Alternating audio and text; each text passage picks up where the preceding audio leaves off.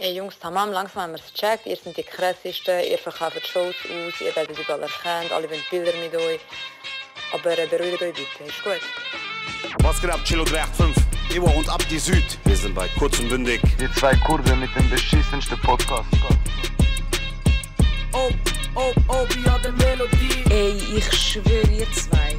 Irgendwann, ich verwünsche euch und nachher sehen wir. Okay? Ja, keine Ahnung, ich bin einfach Bullen geschlagen. Brüder, ich habe Termin. Brüder. Ciao.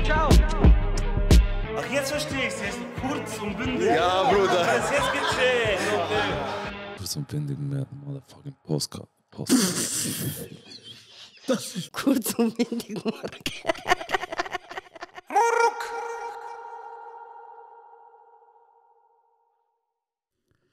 Heute ist ein guter Tag. Weil wir haben zwei krasse News für euch. Die erste News bin ich Jonas Gündoder von Kurz und Bündig Podcast, bin happy, euch das mitzuteilen. Und zwar macht Fernsehschauen wieder Sinn. Ja. Weil es gibt eine zweite Staffel. Es gibt eine zweite Staffel. Was Kurz gibt's? Kuckuck? im Ohr. Nochmal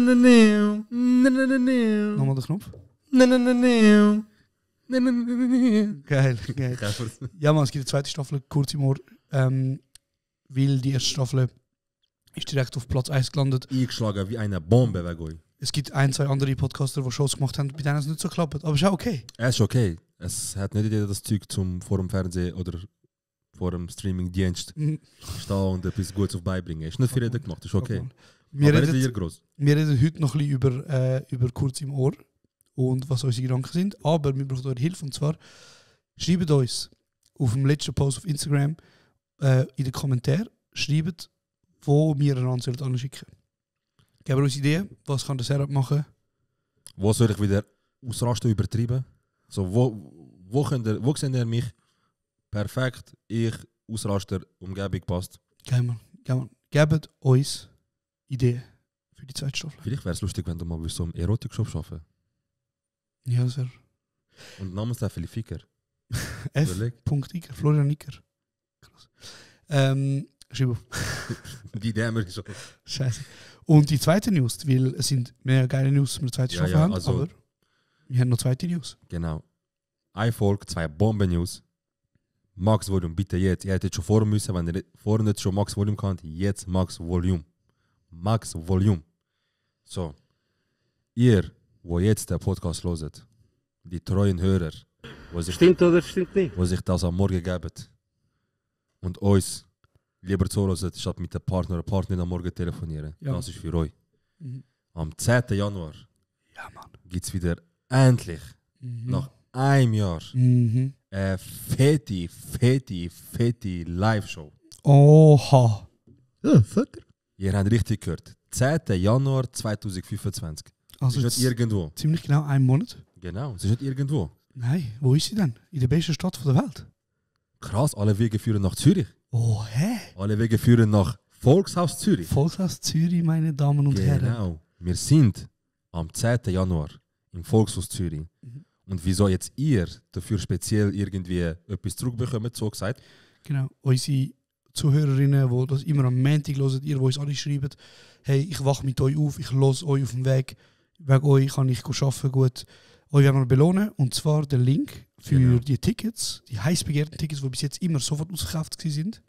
Das findet ihr bei uns in der Beschreibung. Scrollt ein bisschen runter, da seht ihr einen Link. Der ist schon online. Ja. Aber das wissen die anderen nicht. Die anderen wissen das erst ab dem Mittag, weil wir es dann kommunizieren. Die Info wird erst am Mittag auf Instagram geteilt und ihr habt schon mal quasi ein Early Bird Etwas. und dürft Tickets kaufen. Genau. Ihr dürft uns supporten, ihr dürft Geld ausgeben für uns. Wir brauchen Geld. Bitte gebt Geld. Kauft unsere Tickets. Die sind, wenn ihr die Podcast jetzt hört, schon online. Geht auf den Link in der Beschreibung.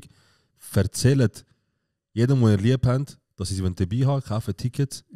Und das wird eine Banger-Show. Wir erwarten euch alle. Wir wollen etwas Krankes auf beistellen vor so vielen Leuten. Und gar nicht zum gross weiterreden, ohne da jetzt wieder so ein bisschen aufpauschen und so. Ja. 10. Januar, Volkshaus, Kurden sind dumm. Tell 'em. Geil. Genau. Gut haben wir gemacht, zum ersten gut, Mal. das ist wirklich nicht schlecht gewesen. Gute Banter. Ich würde gerne mit dir über Kurz im Ohr Staffel 1 nochmal reden. Ja. Und zwar, wenn du jetzt so ein bisschen zurückschaust, was würdest du anders machen? Nicht mehr bei dem einen Rest essen, bei der Europale, wo ich nachher mit dem Dreh muss kotzen. Ach, das ist schlimm, haben wir schon mal über das geredet. Ich weiß nicht, es klingt krass, aber grundsätzlich es ist ganz simpel. Ja. Wir sind Mittagessen, die ganze Crew, haben wir drehen, es war voll am Pissen gewesen, okay, warten wir, bis es leid. Und dann hat mein Magen schon angefangen. Randalieren. Ui, was hast du vorher gegessen, Mann? Was hast du eigentlich gegessen? Ey, ganz simpel eigentlich, Teigwaren. Teigwaren, gell? Ja. Und ich habe etwas gespürt und zuerst dachte ich muss aufs WC. Aber ich dachte, fuck, ich muss aufs WC. Und dann bin ich aufs WC Europa, ich habe alles rausgelassen. Geil. Bei rausgekommen, so. Oben und unten? Überall, verblüht so, allem abwischen. Ich bin so, wir machen jetzt weiter, wir machen Stimmt. das fertig. Aber du hast nicht mehr müssen auf der Straße sein. Normal. Ach, stimmt. Dort sind nachher gekommen, es ist voll am Pissen, weißt du, zum Beispiel, ich muss kotzen, es ist am Pissen. Und nachher, du so, ja, Bro, geht? Ich so, ja, Bro, voll müssen kotzen, es geht, ja. Ja, wir müssen unbedingt einen Shot machen. Ich so, ja, Bro, warte mir ein bisschen, weißt du, am Pissen. Ja. Das Ding ist, es geht leider nur jetzt. Und dann ich so, Bro, fick mich nicht. Wir machen jetzt einfach eine halbe Stunde später. Bro, bitte mach mal, es geht ganz schnell, wirklich. Du bist richtig hässlich gewesen, Alter. Ja. Ja, nein, hast du durchgezogen? Ja, du hast durchgezogen. Du Ja. warst wirklich ein wilder Krieger gewesen. Aber weißt du, was ich mich gerade frage? Also gerade drauf, für die das geschaut haben, das ist kurz, also ist genau vor der Szene passiert, wo ich in der Europaallee vom Grossi den Schirm geklaut habe. Stimmt. Die Szene müssen nachher drehen nach dem Kotzen. So. Ähm, Und das Rennen hat irgendwie gut da. Ich habe gar nicht müssen, also mir ist nachher nicht schlecht geworden irgendwie. Ich habe dann jetzt nicht so sicher mit rein, aber ich habe dann durchziehen, scheißegal. Weil, was haben wir herausgefunden? Wir haben herausgefunden, dass du dich mehr getraust als ich. Ja, aber ich habe auch gewusst, ich habe auch gemerkt zum Beispiel, dass Autoritätspersonen spielen. Das mit dem hast du Mühe. Ja, vor allem vor Ochsen, Bro. Du redest von der American Football Folk. Ja, also ich sage 30 Leute, ich bin euer Daddy. Locker die Hälfte ist doppelt so breit wie ich. Ja, aber das ist so. Weißt du, dass ich viel Feedback bekommen habe für die. Was? Was? Ja, sorry. Aha. Komm, sie lachen schon jetzt. Ich habe viel Feedback bekommen. Dass Beko? Leute am Nacken. Beko. Die Türkische. Hey, Beko! Bekir, mein Bruder. Nein, ich habe. Viele Leute haben mir so gesagt. Viele Leute sind ein bisschen schlecht zu mir. Viele Leute, ganz viele Leute. Nein, viele Leute haben mir gesagt, sie haben es nicht können schauen, Joe. Das Weil's- American Football? Nein, einfach allgemein. Also ja, vor allem American Ja, Football, ja. was einfach so cringe war, Bro. Also. Wir können ja mal kurz auflösen. Mhm. Für die sich fragen, ja, aber Jungs, ihr hättet euch ausdenken bei American Football. Bruder, es war nicht Plan gewesen. Mhm. Es war nicht Plan gewesen. Ursprünglich war es etwas ganz entspanntes Plan gewesen, wo ich mich auch wohlfühle. Ja. Fußball, Bro. Ja. Fußball. Wir Wir haben wollen- Fußball wollen. Wir haben den FC da gefragt. Abgesagt, weil wahrscheinlich auch damals sind sie ein bisschen in der Krise gewesen, die so, hey, Bro, momentan fußballerisch, es ist nicht schlecht, es ist aber auch gut. Wir brauchen momentan für, wenn wir jetzt nicht irgendwelche Leute haben, weißt, die da jetzt auf lustig etwas machen und so, nachher denken sich Leute, was läuft bei euch. Ja, fair. Easy. Easy. Lutsch doch den Schwanz vom FCZ, Bro. Ja, nachher sind wir weitere Fragen, also eigentlich nur FC Vinti. Ja. Und der FC Vinti ist so am Arsch, so, Bro, keine Zeit für Spaß und keine Zeit für lustig sein, wir müssen uns zusammenreißen, damit wir in der Liga bleiben. Apropos Fußball. Ja. Wir haben das Mail bekommen. Wir haben die Einladung bekommen. Ja, das ist ein Fall, Bro. Bro, erzähl bitte, es ist so Das ist lustig. ein Fall, Bro. Also wir haben das Mail bekommen von einer Agentur. Mhm. Die hat uns eingeladen. Also wir haben noch nie mit denen etwas zu tun gehabt. Noch nie. Und wir haben auch das Mail bekommen, so hey, kommt doch den Match. Übermorgen oder nächste Woche, genau. Was war es? Basel Servet. Basel Sio, wo jetzt, glaube ich, die Woche war oder so. Ja, genau, sie Cup, genau, Cup, wo es war, ja. Sie hat gesagt, kommt doch schauen. VIP-Lounge. In St. Jakobs. Ja. Per. Etwas. Per. St. Jakobs Park. Dann haben sie gesagt, kommt doch schauen. Ihr seid eingeladen, ihr seid Gäste vom FC Basel. Voll. VIP-Lounge etwas. Ja. Und ich habe so geschrieben, ich könnte anlegen, was ihr wollt, aber FC Basel Trikot wäre geil. Boah, das ist eine fette Falle, Bro. Ich habe das gelesen und ich habe schon... Alter, der Serhat schickt mir den Screenshot und schickt mir nachher so Yu-Gi-Oh! Karte, Fallgrube. Bro, die hat uns. Bro, was ist passiert? Wir wären sicher heute nicht da, Bro. Ja. Es wäre der gute, ja, krankheitsbedingt, die nächsten 4 Wochen gibt es keinen Podcast, Bro. Scheiße, Mann. Genau, also bitte lasst uns nicht die FC Basel Match oder so. Ja, Also lasst auch den Podcast und hört eigentlich an, was für Events wir nicht wollen sein. Vielleicht haben sie ein lustiges Video drehen, so wie so, hey, schau, wer jetzt doch da ist. Aber wird Oder nicht sie sind einfach nicht passieren. gecheckt und denkt so, Ja. irgendwelche D-Promis von der Schweiz. Ja, fix, könnte auch sein. Der Reto Hanselmann hat nicht können, darum haben sie uns angefragt. Ja, nicht so, ja, keine Ahnung, viel Farbe und so. Ja, ich schwör. Geil. Dann, was habe ich noch Ich sagen? will über kurze Moor, also wir wollen über kurze Moor reden. Genau. Was hast du ganz schlimm gefunden? Also für dich reden wir noch persönlich? schnell über das unangenehm sein. So. Ja, oder ja, genau, du hast gesagt, du hast Leute gefragt. Und Genau, Leute und so, nachher haben mega viele Leute gesagt, so, es ist cringe. Also sie haben nicht können schauen, wie es einfach unangenehm ist. So ihre innere, was auch immer, hat angefangen weh zu tun. Ja, so zusammen. Voll, voll. Und ich frage mich einfach so ein bisschen, so, wie hast du den Dreh empfunden? Es ist schon sehr oft sehr unangenehm gewesen, nicht? Ey, der Dreh habe ich habe wirklich 10 von 10 gefunden. Absolute Mühe habe ich einfach nur gehabt mit eben American Football. Ja. Das war auch ein schwieriger Start gewesen. Ja. Weil American Football hat technisch viel nicht gestimmt.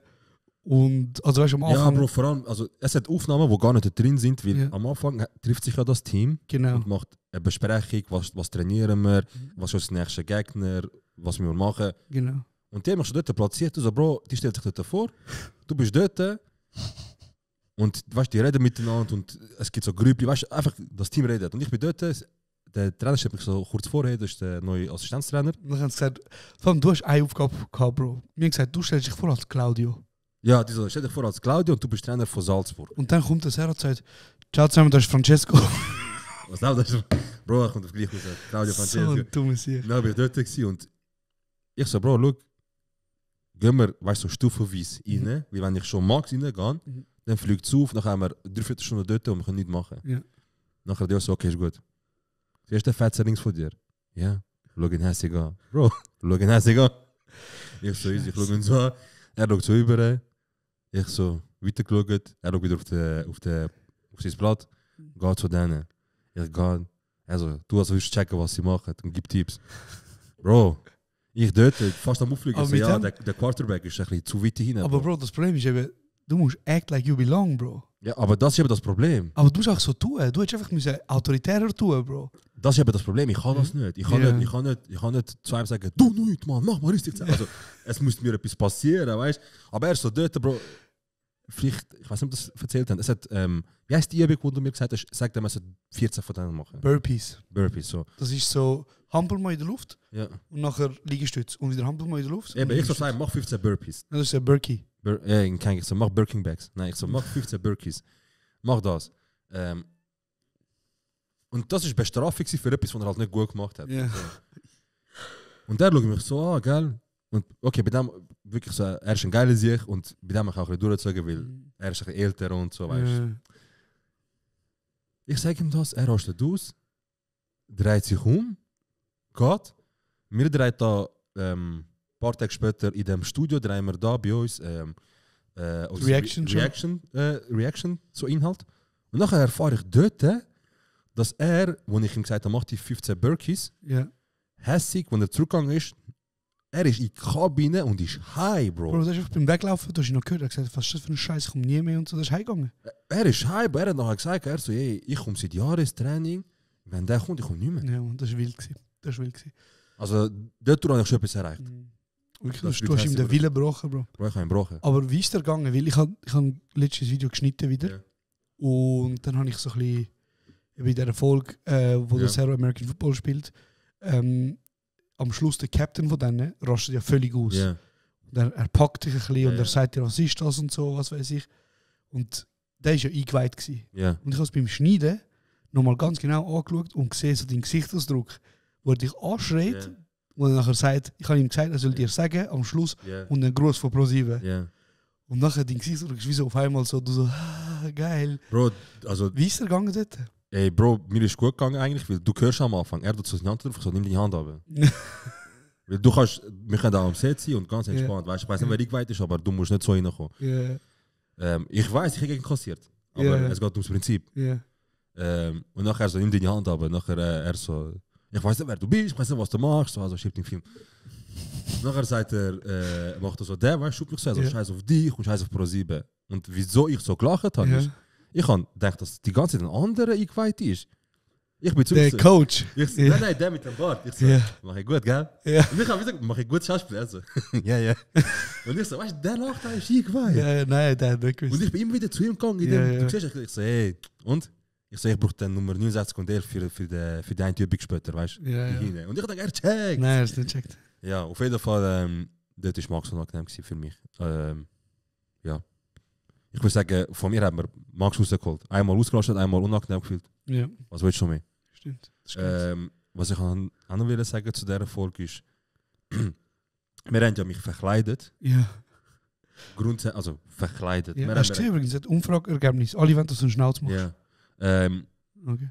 Ja, Bro. Ja, machen. Das hast du auch gesehen. Schnauz und das sieht so gut aus. Mal schauen, ja, Bro. Safe. Okay, schade. Auf jeden Fall hatte ich eigentlich einen Schnauz gehabt und einen Winter Warriors Snapback. Mhm. Das ist, und eine Winter Warriors Jacke. Ja. Also das ist meine Verkleidung. Ja. Und ich habe nicht eine Sekunde daran gedacht, Ja. weil ich halt so in dem Druck bin, dass mich jemand erkennen kann. Ja. Und übrigens, anhand von dem, wie oft ich aufs Handy geschaut habe, Ja. siehst du, wie oft ich gefragt habe, Alter, ist es fertig? Ja. Du siehst halt, ich immer wieder, Alter Mann. Ja, Das ist 2 Minuten. so unangenehm gewesen. Alle 2 Minuten, ich sehe, wie lange geht der Ja. Scheiß noch? Und nachher, bei der Auflösung von der Folge, wo man dann gesagt hat, ich so, hey Jungs, ihr seid Max mad, Max hässlich auf mich. Ich verstehe, wieso. Ich wollte einfach euch sagen, ich habe null Ahnung, ihr seid gerade fett verarscht worden. Ja, So, ja, weißt ja. du. Und dann mache ich den. Ja. Ich nehme den Schnurrbart weg. Ja. So, es hat einen Türk dort, wo der einzige Türk, wo bei Winter Warriors ist. Ja. Ich war so, er so, shit, das ist ein Zero. Hey, nein, Bro. Er so, ich habe noch ein bisschen gedacht. Bro, das ist schon krass. Das ist eben schon krass. Weil es ist ja eigentlich eine Raus, billige Verkleidung. Ja. Ist ja nur ein Schnauz und Cap. Aber Bro, in dem Moment, keine Ahnung, Bro, es kommt dir ein bisschen komisch. Aber ich vor. habe mir eben auch, ich so, weißt du, in dem Moment, wenn jemand kommt, eben entweder, es macht gerade so Klick, oder du denkst, wer bist du, Mann? Ja, wirklich. Und dann denke ich so, Bro, dann bin ich so, meinst du ernst? Er so, hey, ich habe schon gedacht, da läuft ein paar Sachen komisch, aber ich habe nicht gedacht, ich so, Bro, er hat einen Schnurrbart dich gezogen, Mann. Krass, Aber es war ein guter Schnurrbart gewesen. Ja, Es war ein Mann. guter Das hat dir so gut gestanden. Ja, Wirklich. fix. Denkst du, so, wenn du das anschaust, ich sehe noch gut aus mit Schnurrbart. Ich habe das Gefühl, wenn ich älter bin, vielleicht, ja. Wieso machst du nicht, Bro? Keine Ahnung. Alter. Nein, sag mal ehrlich. Ich weiß nicht, Es würde dir so krass gut stehen. Look, mein Schnurrbart ist ja so, wie so, zick, zick, Ja. checkst, und das ist nicht so dicht und voll. Ah, das ist schon voll, Bro. Ja, keine Aber ja, du hast wie so 2 Flügel. Ja, es ist so, ja, Ja, genau ja. so, ja, irgend so etwas. Es ist nicht so, der Du musst es kurdische, einfach rocken, linke- Bro. Du musst es rocken. Ja, Bro, ich rock auch so, kein Problem. Krass. Das ist für mich unangenehmste gewesen. Ja. Und ich verstehe, ich habe mal, jemand kommentiert, ob jemand so, Bro, ich kann es einfach nicht geben. Und ich verstehe absolut, Alter, du weißt gar nicht, wie schlimm es für mich war, Mann, wie ich mir das müssen geben. Das ist für mich die schlimmste, also, ich tue ja gekonnt so unangenehme Situationen in meinem Weg, also aus dem Weg gehen, weißt du, so Bus verpassen, ÖV verpassen, auf der ÖV rennen, so quasi. Peinliche Sachen passieren da draußen, auf Verreisen, irgendetwas, weißt du, ich versuche das alles zu vermeiden. Ich einfach peinliche Sachen machen. Ja. So, und auch das unangenehme Gefühl haben, wie so Drucksituation, vielleicht weißt du, so, von der RLP früher, Bro, schon lange immer so Gefühl gehabt, check. Ja. Und dann habe ich dort gesagt, ich so, fuck. Scheiße, Alter. Und nachher, weißt du, es ist für mich. Und dann bist du nicht und niemand dich ernst. Ja. Ich schreie so, du so, Bro, schrei Nummer 30 zu dir, weißt du, er soll etwas machen. Ich so, 30 zu mir. Die Leute machen weiter. 30 zu mir. Ich mache weiter. Das ist sehr Ich so, unangenehm 30. Und nachher, er so, dort sind sowieso 2 Reihen parallel, die ganze Mannschaft ist so an parallelen Linie am Stehen. Ja. Weil sie haben Dinge immer vor und hinten. Und er dort und er macht so, ja. Ich so, komm. Bro, nachher stehen der, nachher ich so, ja, Alter, kommt gar nicht gut an, man. Der hat keinen Bock. Da Ich musst du muss eigentlich etwas- schmieren, Bro. Dominanz.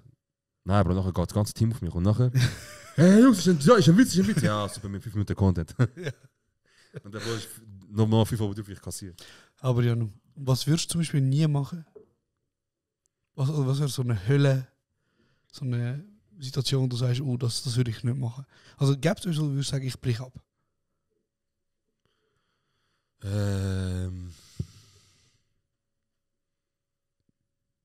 Hey Bro, also das Ding ist, ich kann schon nochmal das Autoritätszeugs durchmachen, aber ich habe das Gefühl, das ist so, was aus mir an Content kannst du so holen, das Schlimmste.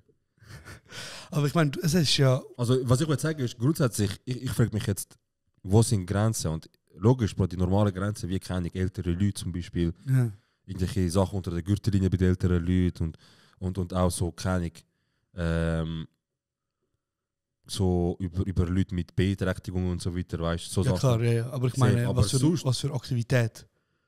Würdest du sagen, wie zum Beispiel bei mir ist, ich sag's nicht, wie nachher tust du es verwenden gegen mich. Ich habe keine Ahnung, ich überlege mir jetzt gerade, was muss passieren oder welches Szenario muss geben oder welche Aktivität muss ich sagen, nein, das ist meins viel. Keine Ahnung, aber ich stelle mir gerade vor, ich weiß nicht wieso, aber ich hätte jetzt brutal Bock im Casino am Blackjack-Tisch sein und der sie, wo so am Verteilen ist. Ah, so ein, ja, gut, aber Ja. das durchboxen wird Ja, fix, nein, aber ich meine jetzt generell, ich habe gedacht, das ist ja lustig, ne? Hast du Leute mit Cash am Tisch und Leute, die am Gescherben sind. Jackie.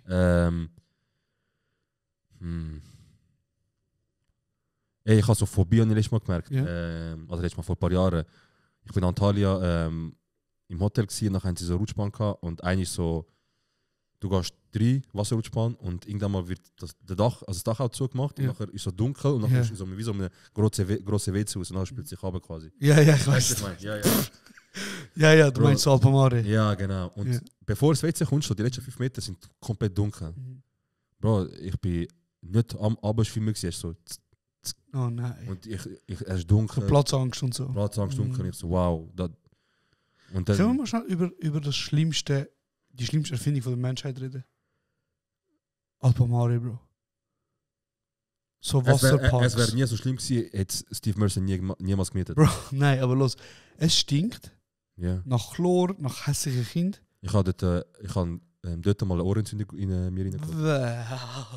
Bro. Ich bin, glaube ich, 3-4 Mal gewesen, sag jetzt mal. Ich weiß nicht, wie oft ich bin. Aber so als wirklich, Kind und so bist du Bro, gegangen? aber eben, kannst wirklich an der Hand abzählen. Ich bin nicht viel Sachen, also bin nicht viel Also Sachen. bin auch das Geld nicht gehabt, Bro. Eben, ja, aber ich weiß, dass ich sicher, ich sage mal 10 Mal gewesen bin. Und von dem einen Mal bin ich heimgekommen und ich habe so einen stechenden Schmerz gehabt, Bro. Scheiße. Und checkst, er ist so, der Schmerz ist so stark, ich so, weißt, wenn ich ihn reindrücke und der Schmerz noch stärker macht, geht er vielleicht weg. Bro, ich noch gegangen, nachher müssen schnell Dings gehen. Not? Permanence. Permanence? Nennt die schnell mein Ohr ausgelöscht und das ist gut gewesen. Nein, Bro, ich finde eben zum Beispiel eben Wasserparks etwas vom Grusigsten, was es gibt. Ja, ich frage mich auch, wer sagt so, ey, gehen wir, keine Ahnung, Antalya, Fero oder Barcelona oder irgendwo Toskana, aber da ist ein Wasserpark, gehen wir dort. Das ist etwas so Grusiges. Alles von der PC. Wahrscheinlich, ja. Und eben alle Kinder laufen so, rennen so um und es gruselt mich einfach wirklich. Es gruselt mich wirklich, Bro. Ja. Aber was ist für dich das schlimmste Erlebnis an dieser Show? Wie du hast 2-3 Mal Pause machen oder so, Bro, ich muss schnell runterfahren. Also ich vertrage schon weniger als du, das habe ich schon gemerkt. So, ist mir viel schneller etwas peinlich und ich vertrage es einfach nicht. Bei mir war es halt so, ich habe meine Triggerpunkte gehabt. Ich habe meinen Verkauf schaffen. Aha, ja. So. Und Bro, das Problem ist halt, wieso, das haben wir schon mal geredet, aber die Leute finden es echt nicht lustig. Wenn sie ihre scheiß Gipfel holen und du stressig sind. Und jemand stresst einfach. Und ich meine, du hast ja ein paar Sachen gebracht, Bro, die sind so unangenehm gewesen. So zum Beispiel eben Wehen wegziehen und so. Bro, die alte Frau, die tut mir so leid. Die hässlich ist, ja. Die tut mir so leid, weißt du. Aber ja, ich meine, ich habe wieso gemerkt. Hey, look, es gibt ja noch einen Kuhn im Winter. Und dort wäre vielleicht noch. Weil der Kuhn ist jetzt 10 von 10 gewesen, aber dort hat es vor allem also die Stammgäste gehabt, checkst du? Ja. Und im Winter hat es vor allem so Studenten und also die Arbeiter und so. Ja. Und dort wäre vielleicht. Hey, vielleicht irgendwann mal wieder, aber jetzt nicht gerade in der zweiten Staffel. Nein, safe. Aber ja. So etwas, also ich verkaufe das mühsam und das Problem ist, ich habe wie so von einem Extrem ins andere. Das eine Extrem ist, die Leute kommen die ganze Zeit und gehen wieder. Oder so. Das andere Extrem ist in einem Restaurant. Ja, aber weißt du, noch kurz beim Beck ist halt, habe ich es noch gut gefunden, weil die Leute kommen auf dich zu. Ja. Das heisst, das stimmt. Du musst nicht so, ey Bro, geh zum Tisch 3 und schieb die Szene. Ja, das stimmt. Deswegen habe ich wieder gedacht, die Person ist vor dir. Und aber das Problem ist eben, ich kann nicht entscheiden, wenn. Ja, das ist eben das. Es ist jede Minute über Neues gekommen und jedes Mal über Neues gekommen hast du mir gesagt, geh jetzt dem, mach das. Mach dies, mach jenes. Bro, also weißt du, so, ich kann keine einzige normale Interaktion haben mit Menschen. Jeder ist gekommen, hat etwas weh und ist hässlich raus. Du sagst ihm so, gib ihm den Kaffee, aber mach Augen zu. Bro, der Typ hat mir wieder einen schmieren. Ja, Bro, look, ich so, Bro, zieh es durch, mach die Augen zu und behalte sie geschlossen. Ich dirigiere dich. Du so, okay. Du machst Augen zu, du sagst, was darf sie? Er so ein bisschen perplex. Kaffee gern. Du so, okay. Du drehst dich um, machst nicht gerade hinter dir, du lässt den Kaffee raus und du kannst ja noch auf den Kaffee schauen. Ich gesagt, ich kann nicht. Ja. Ich so, Bro, wichtig ist durchziehen, gell? Und wichtig ist auch wirklich so umkehren und auch ausstrecken. Du bist wie 100% daneben, aber das ist ein Witz dran. Und du so, okay. Nimmst den Kaffee, machst so, drehst dich um. Ja. Du so, einmal Kaffee? Und er so, ja, hallo? Du so, sorry. Ja, einfach verwacht. Ja. Weißt du, ich so, Bro, wieso verwachst du jetzt? Die doch durch, aber das hat 1 Sekunde gefällt. Bro. Also, wenn du mich verarscht eigentlich. Ja, also, ja, Gott, eigentlich mich verarscht. Sorry. Nice. Und nachher jetzt, wie willst du das erklären, dass du auch gut so kannst die ganze Zeit? Ich hab klar. Und einfach aufgemacht hast, du so, hättest du es durchgezogen so, dann hättest du gesagt, sorry, ich habe meine Augen operiert, ich habe sie gerade nicht gebraucht, tut mir leid. Irgendwie etwas scrapped, aber ja. Ja, no. Also in dem Fall ist das für dich am liebsten gewesen. Ich glaube schon, aber lustigerweise ist ja die Folge sehr gut angekommen bei den Leuten. Ja, voll. Ja, sehr. Ja, ich hab gewusst, dass die gut ankommt. Ich habe gewusst, dass die gut ankommt, weil es hat, als ich reingelaufen bin und ich gesehen, was für Leute einmal reinkommen, was für Leute da hocken. Das ist ganz unschuldig. Ich habe gewusst, ja, das hat Potenzial. Ja, no. Welches Setup braucht es bei dir, wo du sagst, nein, ich fange erst gar nicht an? Also ich sag dir das jetzt? Ja. Ja, ich will es nicht machen, aber ich mache das Setup auf, wo ich weiß. Genau, weil du weißt, es wird nicht funktionieren. Darum sage ich es dir. Ja. Bro, alles, was mit so Höhenangst zu tun hat, irgendwo runterspringen, so Szenen, weißt du, oder kann Bungee-Jump-Szenen und so Szenen, vergiss es. Schade. Mach, Bro, ich mach's nicht. Ich sag dir hier und jetzt, ich verschwende das Geld. Bro, Pro 7 zahlt, Bro, weil es in Dubai. Das ist doch lebensversichert abgeschlossen, Bro. Wenn es gut nehmen konnte, wenn nicht, ist deine Mutter Multimillionärin. Bruder, nein, das ist auch durchgecatcht schon. Ja, safe, verstehe ich. Ich habe mir jetzt, also look, ich habe ja eine Spinnenphobie zum Beispiel. Und wenn jetzt ein Mordprobe kommt, wie so lange die Spinne, es wäre so, ich will am sterben. Aber ich hätte durchgezogen, wenn es wieso ist, so geil in einen Raum mit Käfer. Nein, Bruder, nein, Warek, gib mir das. Nein, Bruder, vorher mache ich das mir selber, dass ich dort hineingehe. Geil. Das wäre ja, jetzt wo du sagst, so Spinnen und so Käfer, so die krabbelnden, also Tausigfässer und so. Aber oder aus Prinzip, ich kann nie etwas mit Bullen machen. Zum Beispiel niemals. Ja. So keine Plattform. Ja, fix. Ja, also die müssen mehr zahlen, dass die kurz im Staffel 2 kommen. Nicht. Weil die kaufen sich bei jedem Event, Bro, in 2-3 Jahren, Bro, wo es um Shooter geht, um Games, die so, ey Bruder, er ist krank, du kannst ihn umbringen. Glaub mir, komm bei uns. Echt, ja, quasi nicht jetzt. Echt die M4. Ich kann lustig dich mal ins Militär schicken. Nein. Ah, das wäre lustig, ja. Vielleicht ja. Aber nicht so als Soldat, das könnte ich nicht. Wieso nicht? Bro, hör doch auf. Du lernst, Bro. Nein. Ach, ihr habt nicht. Kannst du den Josten, wenn ich ihn rufe, mache mit dir Achtung, man, er ist halb herbei. Tell him, Bro, tell him. Sag ihm, Bro. Geil. Was du wieder mir redest. Das wäre echt lustig. So etwas wäre geil. Wow, krass. Schick mich als Kurier, Bro. Oh, das wäre auch lustig natürlich. Aber nein, nachher Leute, wenn die das essen, Bro, du fuckst sie ab, Bro. Und das geht. Das zum Beispiel, Bro, er ist wie wichtig. Wie willst du das filmen, Bro, weißt du? Ja, aber das ist das. Ja. Aber look, Regie zum Beispiel ist auch so, für alle, die wissen, Regie ist so eine türkische Comedian. So eine Kunstfigur. So eine Kunstfigur, genau. Und er bedient sich so als Prototypen von Türken, weißt du, so, keine Ahnung, behaart und kulturell so noch ein bisschen oldschool und so. Und das ist eigentlich Comedy, weißt du, weil er ist so in der Türkei und muss so Sachen, die im Alltag kommen und in Stress lösen. Und oder einfach seinen Alltag meistern. Und einer von den, beim Film 3 spielt er mehrere Jobs. Einer von den Jobs ist, er ist Pizzakurier. Bro, er nimmt die Pizza, Bro, er geht, liefert sie. Er so, ey, geil, du hast eine Pizza sonst bestellt. Ja, voll, da bitte für dich. Der andere so, macht sie auf. Er so, Bro, da fehlen 2 Stück, weißt du? Er so, Bro, look, auf dem Weg dahin. Ich habe Hunger. Er so, ja, safe, aber er so, look, ich habe gedacht, als Angebot, weißt du? Als Angebot für mich, ich mache den Weg, du gibst mir kein Trinkgeld, ich nehme 1 Stück. Und jetzt, wo ich nachher erfahren habe, wie du aussiehst, haben wir noch einen drauf. Weil du brauchst nicht so viel, weißt du? Ja. Nachher hat es angefangen ausrasten, aber eben. Ich habe das nie geschaut. So türkische Filme und Serien allgemein nie geschaut. Ich habe das wirklich gesucht, ich habe kaputt gelacht. Kennst du die Balkanerinnen, die irgendwie türkische Serien geschaut haben oder spanische Serien? Latinos auch. Bro, und die können einfach türkisch jetzt? Ja.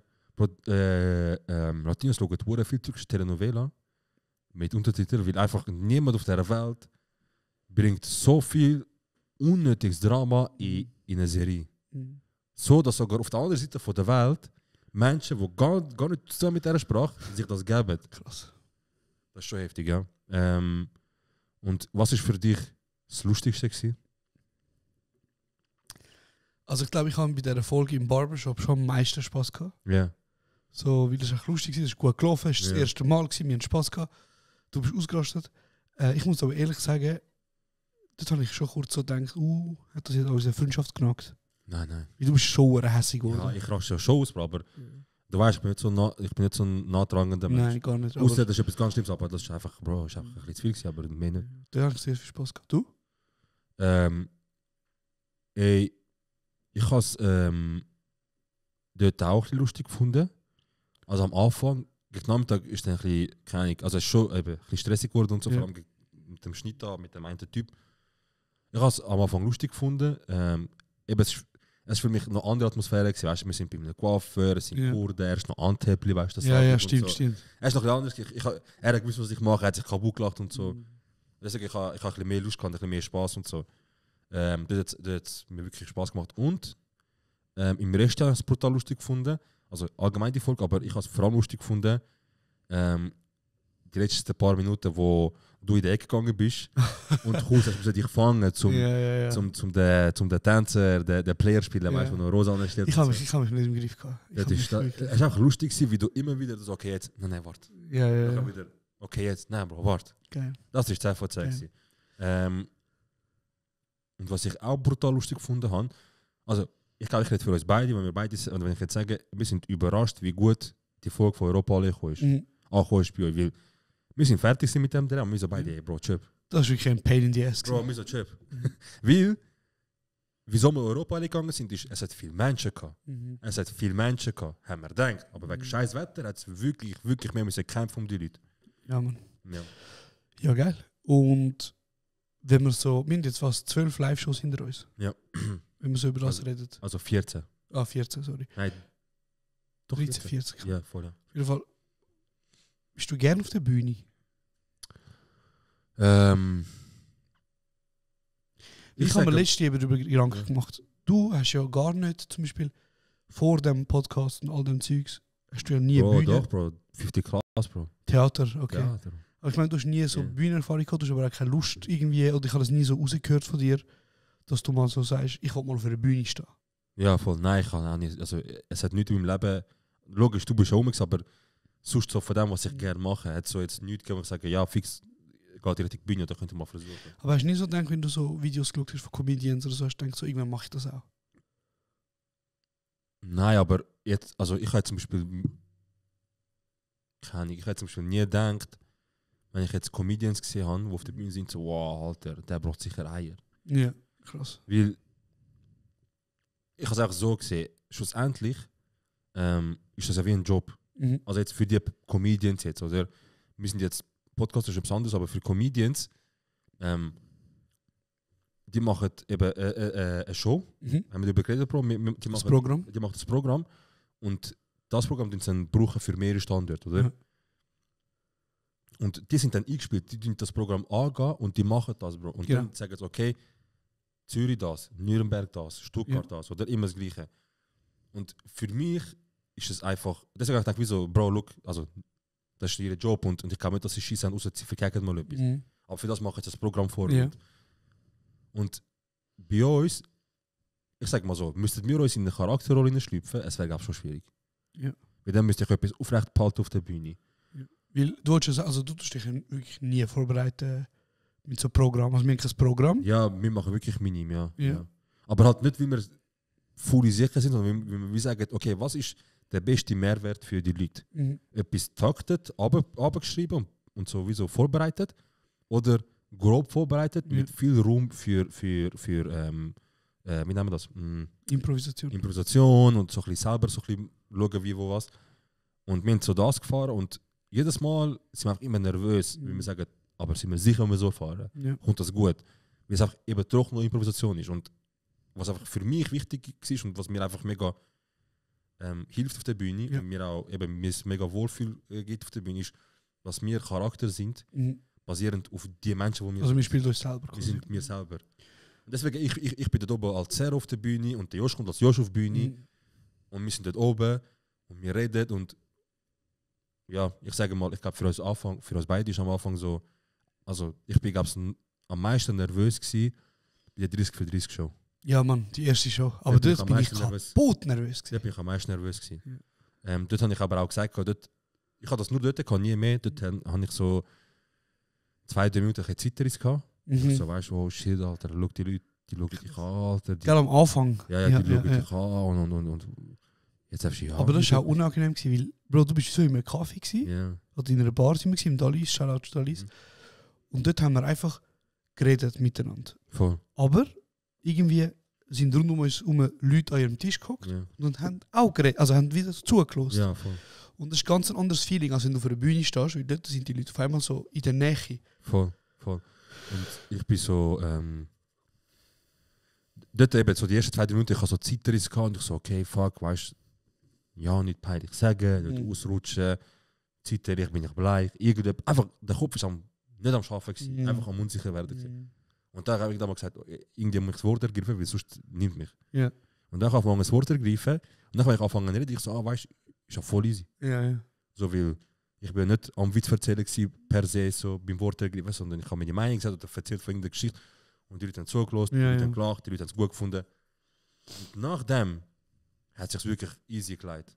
Also ich fühle mich easy wohl auf der Bühne. Und ich habe das vor allem gemerkt, letztes Mal, als ich bei Dezibel war, ist zwar nicht, also nicht jetzt im Vergleich wie Volkshaus, weißt du, so mit 1000 Leuten. Ich finde, bei kleineren Shows oder Publikum ist viel schwieriger.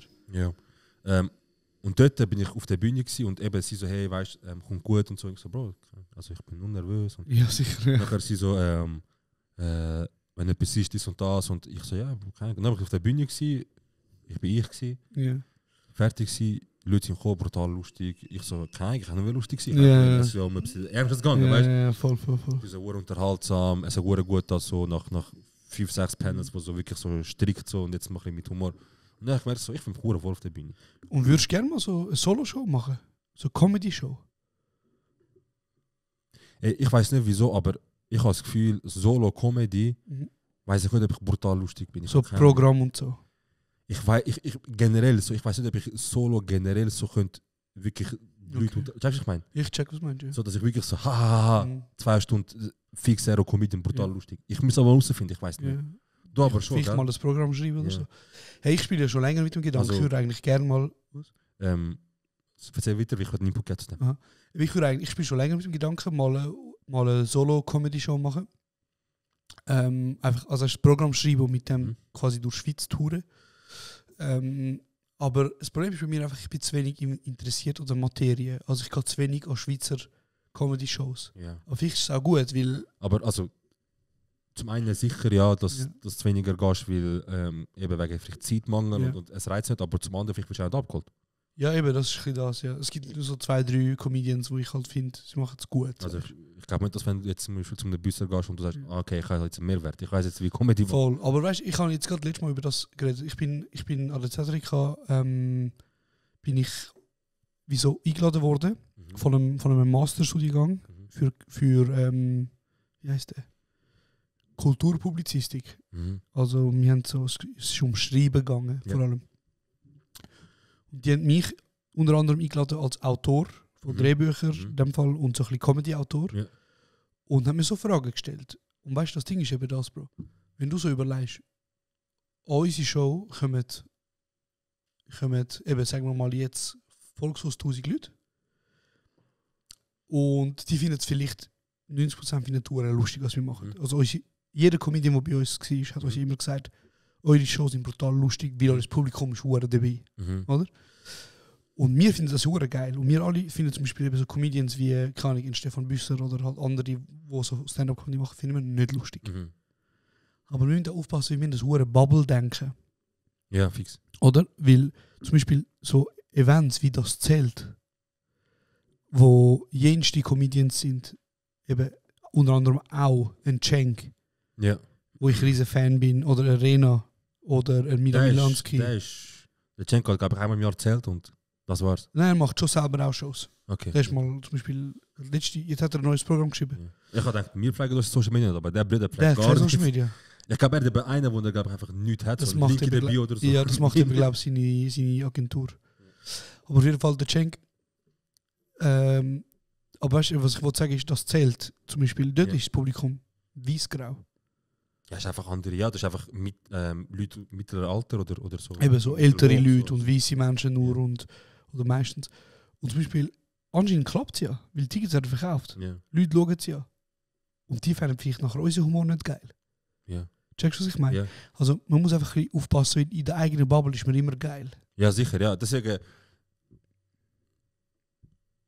haben wir ja zum Beispiel oft so gesagt, hey Bruder, wie schnell verlieren dir fürs Vorhin Boden, weißt du? Ja. So in der Schweiz. So. Ja.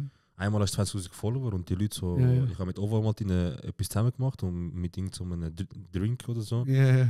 Und ab jetzt, Bro, keine Ahnung, man, schreibt mir ein Mail und schreibt mir mit sehr geehrte Frau oder Ja. sehr geehrter Herr, Alter.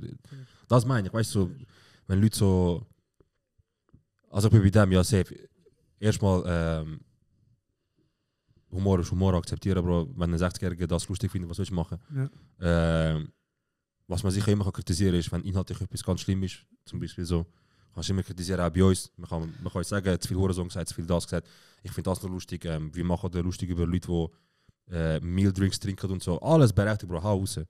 Wir müssen mit den Augen rausschreien und sagen, der ist das, der ist dies, dem sind mein Vater, dem sind meine Mutter. Hau raus. Aber ja, safe. Ich habe auch, lustig, dass auch du die letzte Zeit die Gedanken gemacht hast, vielleicht. Ich habe auch so, ich so gedacht, keine Alter. In der Schweiz, Alter, es gibt so viele Leute, die so viele Sachen machen. Mhm. Und jeder ist einfach nur am Hustlen. Mhm. Ob das jetzt ist jemand, der ein Food-Influencer ist, oder ob das jetzt jemand ist, der eine andere Nische bedient, was auch immer. Jeder hustelt und jeder gibt einfach, was er kann. Und vielleicht hat es damit so, dass ich bald 30, also schon 30 geworden bin, vielleicht auch nicht. Vielleicht hat es damit so, dass ich ein bisschen mehr inneren Frieden finde. Aber ich sage, die berechtigt sind, ja, die kassieren. Aber wenn wir etwas haben, was vielleicht uns nicht passt oder nicht unseres ist, sage ich mir, wieso, ich muss jetzt nicht gerade alles beleidigen. Von Ja. Ja, eben vor 2 Jahren haben wir noch anders reagiert, aber ja, Bro, wir sind nervös. ja, aber es gibt immer noch ganz viele Hurensöhne, weißt du? So, Ja, dass man 100%, so, du kannst ja immer noch sagen, weißt du, der Ja. macht das falsch. Wieso zum kannst du Beispiel, das eben sagen? zum Beispiel, hast du gesehen, ich habe eine Story gemacht. Das ist ganz lustig. Comedy-Männer, Das ist ganz lustig. also nein, was, Frauen-UEFA, Ja, ich habe nachher geschaut, es ist, Ja. es ist nicht der offizielle Account von der UEFA, aber es ist Ja. so der Dings, weißt du, es ist so der. also erklär schnell, bevor du da erzählst. Ich möchte den Account aufmachen. Nein, aber damit Leute checken, was Okay. überhaupt ist. Der Josh hat eine Story gemacht vor ein paar Tagen, Mhm. wo er eine Anzeige repostet, also er hat auf Insta Werbung gesehen, beim Stories durchschauen. Und das ist eine Anzeige für die Frauen-EM. Also genau, irgendwie wo Verein, Frauen, FIFA, EM. Zürich Host. Es geht ich glaube, es ist der Account von Zürich, Ja.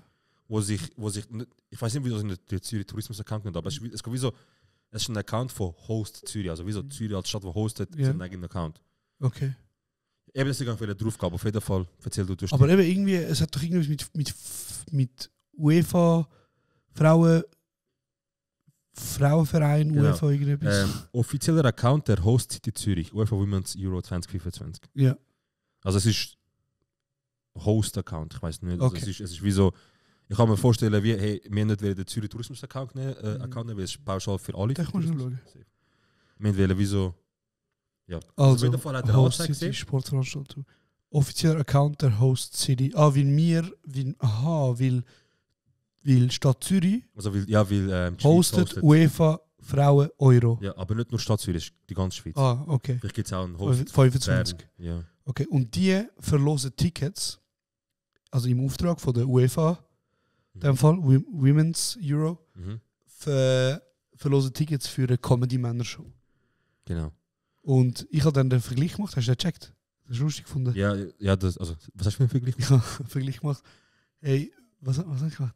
Das irgendwie das Amt für Migration. Nein. Also, wo ist unser Preis vom türkischen Staat für Amt für Diversität und Patriotismus oder so. Patriotismus, Quasi. genau, ja. Die kennt die jemand, vielleicht wenn sie auch Tickets für unsere Show verlosen. Voll. Haben ein paar Leute geschrieben, haha, geil. Und dann Wieso ist das komisch? Dass die Leute checken. Aha, ja, Comedy Männer ist ja ein Podcast Ja. von Männern, Ja. wo bekannt sind, unter anderem dafür, dass sie auch schon mal sehr oft sehr frauenfeindliche Inhalte machen. Mhm. Zum Beispiel einmal haben sie ganz viele lustige Witze gemacht darüber, wie man Frauen kann vergewaltigen indem er Drogen unter ihre Drinks mischt. Also im Podcast. Im Podcast. Und der ist raus. Ja, es gibt einen Und Account. der Podcast wird ja produziert von SRF. Ja. SRF. Okay. Genau. Und Krass. es gibt einen Account, ich weiß nicht, wer der betreibt. Alter, und man kann ja das, also erzähl bitte. Also eben Comedy und man darf ja, aber das ist wie so der Witz, oder? Ihre Witz baut so darauf auf, irgendwie, also ich habe es nicht gelost, aber irgendwie hat es damit zu tun, dass sie so sagen Roofies oder irgendwie Schlafpillen, keine Ahnung, irgendeinen Scheiß und nachher Frauen heimnehmen. Also auf jeden Fall, sie haben etwa die, oder 1-2 Mal so. Genau, und es gibt einen Account, der heißt Uncover Comedy Männer und die tun die ganze Zeit so Ausschnitt. So wie, schau jetzt dann wieder Da haben sie wieder etwas gesagt, genau. So. Stell dir vor, es gibt von uns alles. Hey, das ist ja lustig. Auf jeden Fall, ja, darum ist das wie so, es gab für mich nicht auf, dass das jetzt UEFA, also Ja, gibt es keine Podcasts, zum Beispiel, es gibt Podcasts, wo Sarah Kanji. wo um Frauen und Fußball oder eben Frauenfußball. Oder eine Frau Fußballerin, die auch Frau Fußballtrainerin war. Genau, oder? So, Und die auch aus einer Fußballfamilie kommt. so das wäre vielleicht eine Option gewesen, zum wie so das unterstützen. Oder es gibt zum Beispiel auch Podcasts, wo Live-Shows spielen, die mit Sport zu tun haben oder um Frauen gehen, von Frauen sind. Und dann nimmt man einfach so den unpassendsten Podcast. Das finde ich so witzig. Also es ist wie so, checkt ihr die Ironie nicht? Ja, es ist schon lustig. Also, was ich mich eher frage, ist, ich bin nicht ganz sicher, was es war, aber bevor ich es kurz erzählen will, sie haben ja mal vorgestellt, weißt du, wer so in diesem Komitee quasi ist. Ja, aber es spielt doch keine Rolle, wer im Komitee ist. Ja, aber Bro, warte, es spielt schon eine Rolle, weil es sind ja alles Frauen in diesem Komitee, oder? Ja, das macht es besser. Ja. Und jetzt hat es aber einen Typ. Mhm. Und das ist Stefan Büsser. Verarschst du mich? Ja, jetzt meine Frage, welche Expertise hat er von Fußball? Oh, du warte schon. Der Stefan Büsser ist in dem Komitee. Also ich verstehe einen Scheiß, schau, es steht da. Die Frauennazi trifft morgen im letzten Grund auf Australien. Das ist jetzt vor 3 Monaten. Ja. Zürich Euro und Stefan Büsser sind gemeinsam vor Ort und machen nicht nur Stimmung für das Spiel, sondern auch für die Women's Euro in 2024. Ja, er ist halt irgendwie wahrscheinlich... Ist er auch Moderator oder ja, so von dem so Channel? Schau da. Ja, jetzt verstehen sich halt, ist doch gut. Hey. Ja, auf jeden Fall. Ja, so lustige Sachen passieren halt, gell? Eben, so Sachen kannst du wieder sagen, hey Bruder, 1+1 gibt nicht gerade 2 bei dieser Sache. Ja, aber das Problem ist einfach, wieso, dass irgendwelche Leute in so Komitees hocken, in Marketingabteilungen hocken, die auch nicht rauskommen. Ja. Also weißt du, das ist wie so... Ja, der Interessenkonflikt besteht So. wie zum Beispiel, wo wir ja gesagt haben, dass bei Swiss Influencer Award Ja. Agenturen im Komitee sind und die Agenturen haben ja Artists. Voll, genau so. Wir sagen nicht, fix sind die nur für ihre Artists, aber es ist ein Interessenskonflikt an. Man sollte eigentlich so Vergaben so neutral wie möglich machen, grundsätzlich. Aber ja, das passiert. Was soll ich noch irgendetwas erzählen oder fragen zum Schluss? Über was haben wir geredet? Über kurz Humor. Unangenehme, schöne Sachen, unschuldige Sachen. Dann haben wir über Fußball kurz geredet, eben Women's Euro, du hast etwas gesehen. Dann hast du gesagt, hey, eben, die verlosen ein Ticket. Komisch. Genau. Ja, egal, ich weiß es nicht mehr. Okay. Kommt sicher später in den Sinn, kein Stress. Aber ja, sonst... Ich eben, als ich das gesehen habe, ich auch gedacht, ich so, keine Ahnung, ihr habt ja jemanden. Also, Sarah Kanji. So. Eben, also, es ist einfach weird, Bro. Es passiert immer wieder. Aber machen das vielleicht extra, um einfach Cloud bekommen, vielleicht also Likes? Nein, ich glaube im Fall wirklich, das sind einfach Leute in dem Komitee oder halt eben, weißt du, so Verantwortliche, die es einfach nicht checken, sind einfach nicht in der Materie drin. Also denken sie sich einfach so, oh, wer kommt gut an? Stefan Büsser hat eine eigene Late-Night-Show, der hat einen eigenen Podcast. Oder ich habe auch gesagt, da Tickets, weißt du, so, ich bin ja, so, das ist die Partnerschaft, aber ich check's einfach nicht. Es gibt so wie talentierte Moderatorinnen. Ich sage nicht, man sollte Stefan Büsser nicht nehmen. Ja. So, aber ich finde so, geben doch auch Plattformen an Leute, die zum Beispiel wie irgendeine Verbindung haben. Ja, zu dem, ja. Etwas Lustiges habe ich von ihm gesehen, letzte. Er hat Blick hochgenommen. Ah ja? Bei so einem Video, ja. Wo seine Show rausgekommen ist, haben sie, glaube ich, ihn angefragt. Oder sie sind, glaube ich, zu seiner Show. Auf jeden Fall haben sie einen Artikel geschrieben über seine Show. Ob sie dabei sind oder mit dem Interview gemacht haben, ich glaube es nicht. Aber sie haben dann geschrieben, hey, look, Stefan Büsser seine Show, kein eintönig, langweilig, irgend so Sachen, weißt du? So kritisiert und der Artikel so geschrieben und rausgelassen. Ja. Nachher haben sie jetzt letztens so gefragt, die so, hey, Oli Pocher, weißt du, in die Schweiz und der ist auch kein problematisch und so. Und deine Meinung. Ja. Er hat nachher 1:1 Ja. Aussagen, die sie über ihn gemacht haben, genommen und über den Pocher gesagt. Ja. Einfach Copy-Paste in den geschickt. Geil. Und das Ding ist, er ist der gleiche Autor, der den Artikel über ihn geschrieben hat, der über den Pocher schreibt. Nein. Er hat ihm eins und er hat das auch in Ausdruck geschickt. Er hat die gleichen Zitate, die er über den Dings gesagt hat, hat er ihm zurückgeschickt und er hat das einfach ausgedruckt auf Blick. Der Reporter hat einfach, okay, ja, krass, Expertenmeinung. Dass er sich selber pluggt. Aber weißt du, das Ding ist, zuerst hatet es, weißt du, ja, Bruder, du bist voll nicht lustig, dann sagt er, aber findest du nicht lustig? Und dann sagt er, weißt du was, ich habe mir so in jetzt fick ich euch. Und die haben es einfach ausgedruckt. Heft? Ja, Heft. Hart. Weißt du, jetzt weiß ich, was ich wieder sagen. Ja. Ich will dir erzählen über meine. Also ich arbeite ja nicht mehr, also ich arbeite nur bis Ende Jahr beim SRF. Habe ich dir mal erzählt, wie das eigentlich abgelaufen ist? Nicht ganz. Also so, du hast mir schon ein bisschen erzählt, aber für alle Leute, die es nicht wissen, die haben, glaube ich, im Oktober, also im Herbst hat es ja eine Medienmitteilung gegeben, glaube ich, dass SRF massiv Stellen abbauen wird. Genau. Und sie haben sich entschieden, es war nur recht lustig gewesen, weil sie haben sich entschieden, weil mein Vertrag wäre ja nur bis ursprünglich mal bis Ende letztes Jahr gelaufen. Und dann ist er immer verlängert worden. Und dann haben sie uns Ende haben sie uns gesagt, ja, es gibt von diesen 5 Formaten, oder wie viel auch immer, werden jetzt nur noch 3 weitergeführt. Das ist Impact, Bounce. Das hat auch einen fetten Hate gegeben. Bounce und 4 und 4. Ja, das hat fetten Hate gegeben. Ja. Und eben Formate wie zum Beispiel SRF Mood und SRF... Mood? Angst Muten? Mood. Okay. Und We, Myself and Why. Me, Myself and Why. Ja. We, Myself and Why. Über den Kanal, der sich rund um Frauenthemen richtet, wird abgesetzt.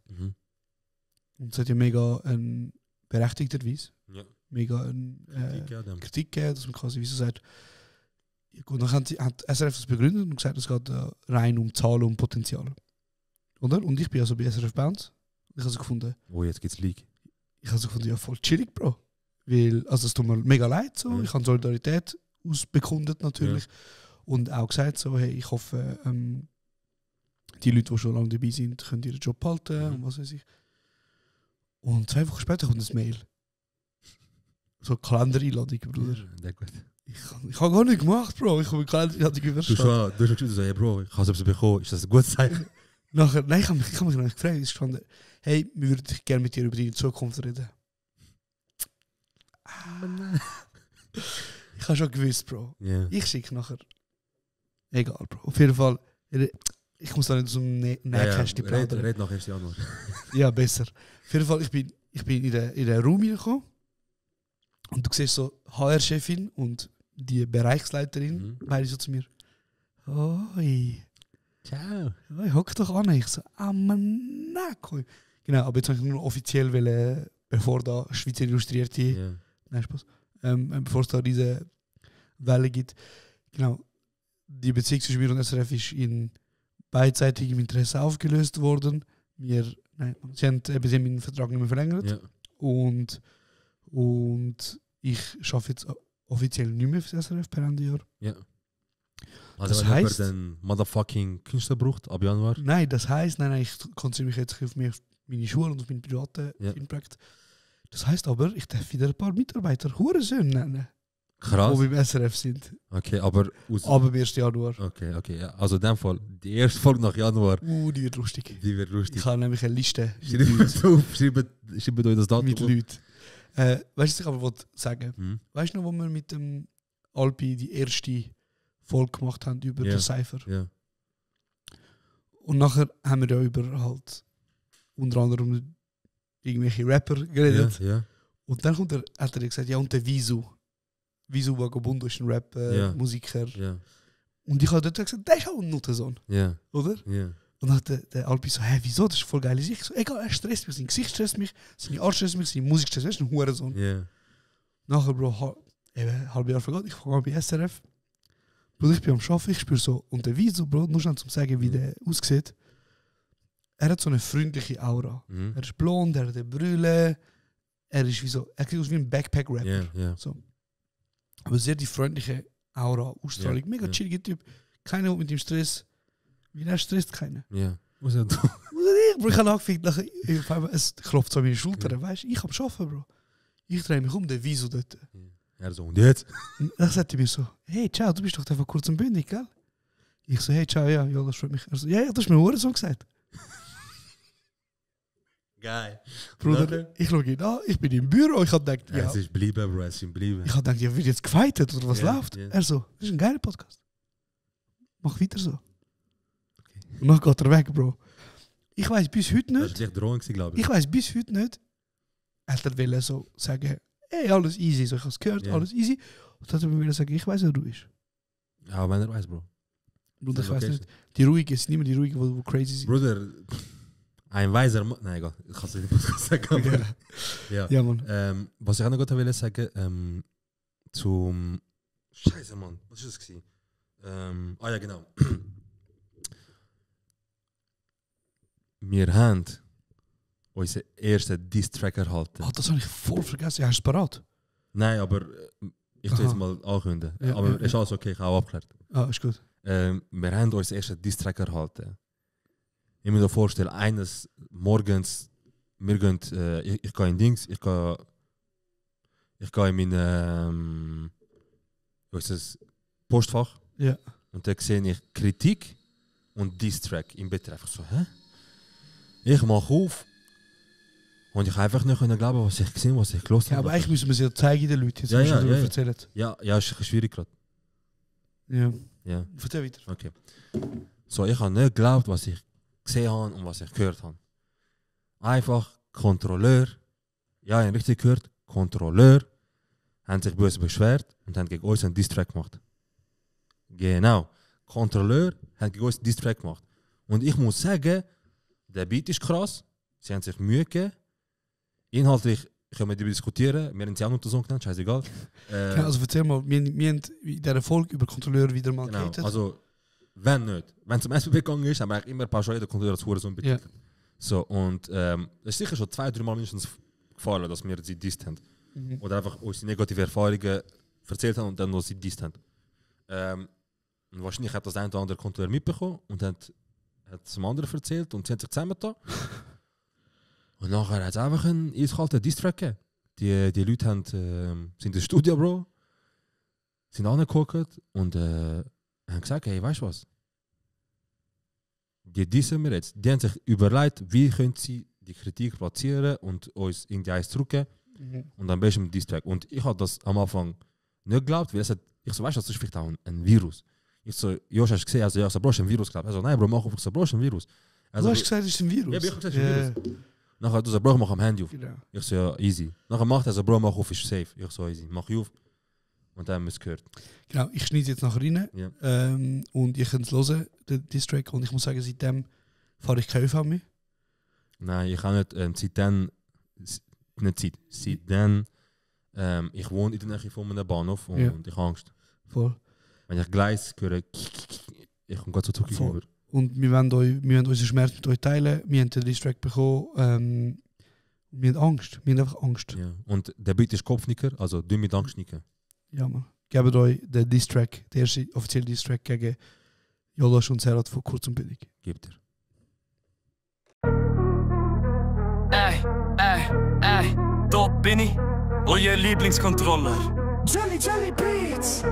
Jelly Beats. Was sagt ihr? Wir sagen alles nur der Kind. Kurz und bündig, Zero und Yoldash. Heute sind wir dran, unsere Macht ist unantastbar. Krass gehört ihr die Durchsage. Nächster Halt, Intensivstation.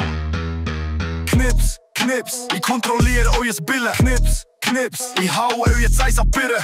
Mit nem roten Täschchen gibt's zuerst mal Flattern. Wir sind alles nur der Söhne, wartet's ab, ihr könnt brennen. Denn wenn wir euch fassen, gibt's einen fetten Klapp. Zentrale Meldung machen. Alles klar, der Retto mit dem massiv Rugen kommt. Packt euch am Latz, zieht euch auf den Grund. Nur ein Flattern, kannst vergessen 80 Stutz und nachher 3 Wochen Pyjama-Party. Und nur Suppe und Ayran. Das nächste Mal, wenn wir kontrolliert sind, dran. Doch kontrolliert nicht euer Freund und Helfer. Schneller als der Blitz, Achtung es fitzt. Hure sicher, Wir wissen, wo ihr wohnt, das steht nämlich im System Swisspass. Es schmeckt fein aus dem Kondikteurenshäusli. Heute gibt's Hotdogs und ein Generalabonnement adieu. Wir finden euch überall, auch im Bahnhofshäusli.